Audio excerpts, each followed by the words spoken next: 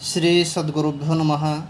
आप सबका YS गुरु के NCERT संस्कृत सॉल्यूशन इस YouTube चैनल पर हार्दिक स्वागत है। आज हम NCERT के द्वारा 9th क्लास के लिए निर्धारित पाठ्यपुस्तक सेमोसी प्रथमो भाग है। इस पाठ्यपुस्तक के 6th लेसन भ्रांतो बाल है। भ्रांतो अर्थात भटका हुआ, बाल है बालक। इस पाठ का सरलीकरण करेंगे तो आइए देखते हैं। भ्रांत है भटका हुआ कश्चन कोई बाल है बालक पाठशाला गमन वेलायाम। पाठशाला अर्थात स्कूल, गमन अर्थात जाना, वेला अर्थात समय। विद्यालय जाने के समय में क्रीडितुम खेलने के लिए निर्जगा में निकल पड़ा। भटका हुआ कोई बालक विद्यालय जाने के समय में खेलने के लिए निकल पड़ा। भटका हुआ अर्थात पढ़ाई से भटका हुआ, जिसका पढ़ने में इंटरेस्ट न हो।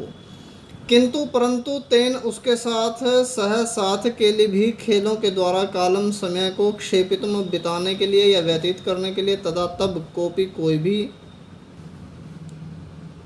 न नहीं व्यशेषु साथियों में उपलब्धमान मिला। तब उसके साथ खेलों के द्वारा समय बिताने के लिए कोई भी उसके साथियों में नहीं मिला।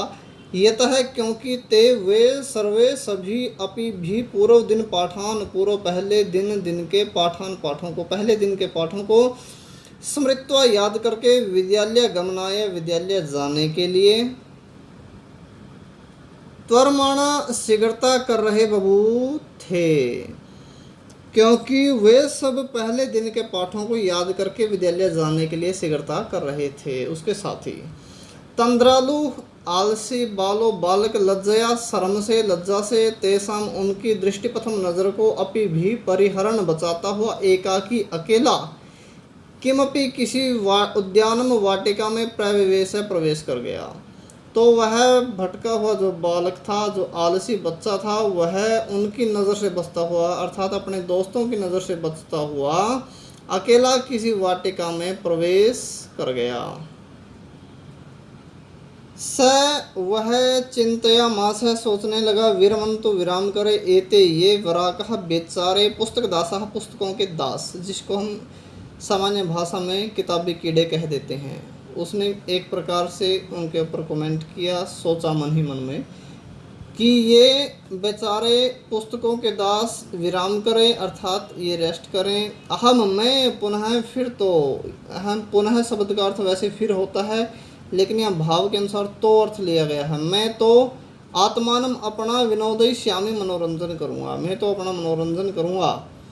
ननु निश्चय ही भूयो फिर से द्रक्ष्यामी देखूंगा क्रोधस्य क्रोधित उपाध्यायस्य आचार्य के अर्थात अध्यापक के मुँह को।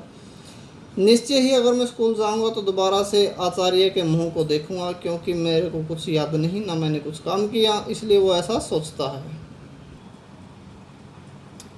संतु बने रहे एते ये सब निष्कुटवासीन है, वृक्ष के खोल में रहने वाले अर्थात पेड़ों के अंदर जो खोल बन जाते हैं जिनमें पक्षी रहते हैं, वैसे पक्षियों की संज्ञा उसने दे दी। एव ही प्राणिनो प्राणी मम मेरे वैश्य मित्र अर्थात ये चार दीवारी में अर्थात स्कूल में ही रहने वाले बन जाएं, अर्थात ये बाहर मत घूमें। ये सब वृक्ष के खोल में रहने वाले प्राणी ही बने रहें, अर्थात स्कूल को एक उसने वृक्ष का खोल मान लिया। इति ऐसा अथ इसके बाद स वह या उसने पुष्पोद्यानम फूलों की वाटिका को व्रजंतम जाते हुए मधुकरम भंवरे को दृष्टवा देखकर तम उसको क्रीड़ा हेतु तो खेलने के लिए आह्वयत बुलाया। इसके बाद उसने फूलों की वाटिका को जाते हुए भंवरे को देखकर उसको खेलने के लिए बुलाया, भंवरे को बुलाया उसने। तद उसने किसने? भंवरे ने द्वित्रि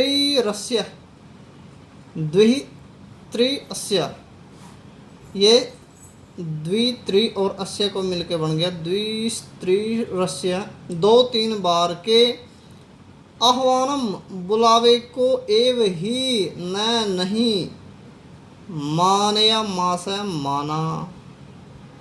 उसने 2-3 बार के उसके बुलावे को ही नहीं माना। ततो तब भूयो भूयः बार बार हठम हठ आचरती करने पर बाले बालक के, तब बालक के बार बार हठ करने पर स उसने अगायत गाया या वह गाने लगा, वयम अर्थात हम सब ही, क्योंकि मधु संग्रह व्यग्र मधु इकट्ठा करने में व्यस्त हैं। इति ऐसा उसने बता दिया या उसने गा लिया भंवरे ने। अब भंवरा भिन भिनाता है तो उसके बोलने के ढंग को इसने कवि ने कहा कि उसने गाया, अर्थात उसने बताया या उसने गाया कि हम तो मधु इकट्ठा करने में व्यस्त है, इसलिए हम नहीं खेल सकते।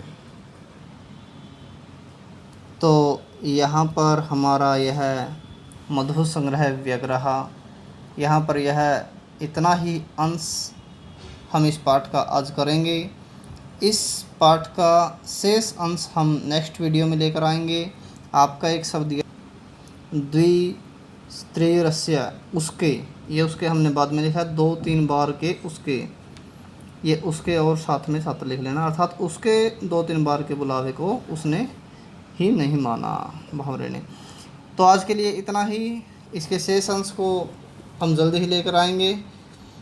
तब तक के लिए हमारे इस चैनल पर बने रहें। यदि आप हमारे इस चैनल पर नए आए हैं, हमारे इस चैनल को सब्सक्राइब करना मत भूलें। हमारे इस चैनल को ज़्यादा से ज़्यादा लाइक करें, शेयर करें, कमेंट करें। धन्यवाद। जय तो संस्कृतम, जय तो भारतम।